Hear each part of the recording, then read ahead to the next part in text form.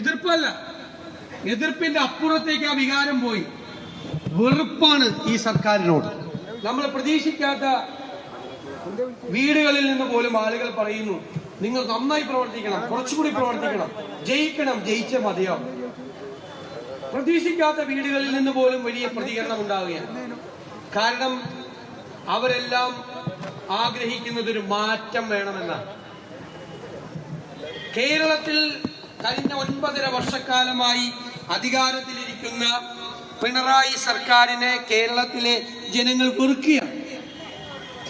എതിർപ്പല്ല, എതിർപ്പിന്റെ അപ്പുറത്തേക്ക് ആ വികാരം പോയി.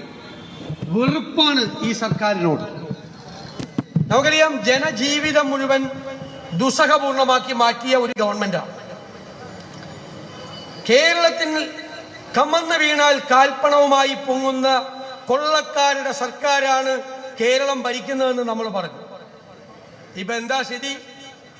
കേരളത്തിലെ ഏറ്റവും പവിത്രവും പരിപാവനവുമായ ശബരിമലയിലെ അയ്യപ്പന്റെ അമൂല്യ വസ്തുക്കൾ കൊള്ളയടിച്ചതിന്റെ പേരിൽ CPM നേതാക്കളുടെ ജയിലിലേക്കുള്ള ഘോഷയാത്രയാണ്. തുടങ്ങിയിട്ടേ ഉള്ളൂ. കുറെ പേര് ഇനി വരാനുണ്ട് അതിന്റെ പുറകെ.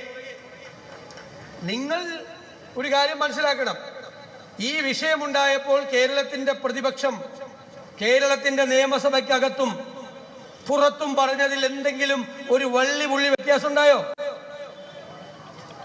ഇവരെല്ലാം പറഞ്ഞതെന്താ? ഏതോ ഒരു പോറ്റി. ഞങ്ങൾ പറഞ്ഞു, ഏതോ ഒരു പോറ്റി മാത്രമല്ല,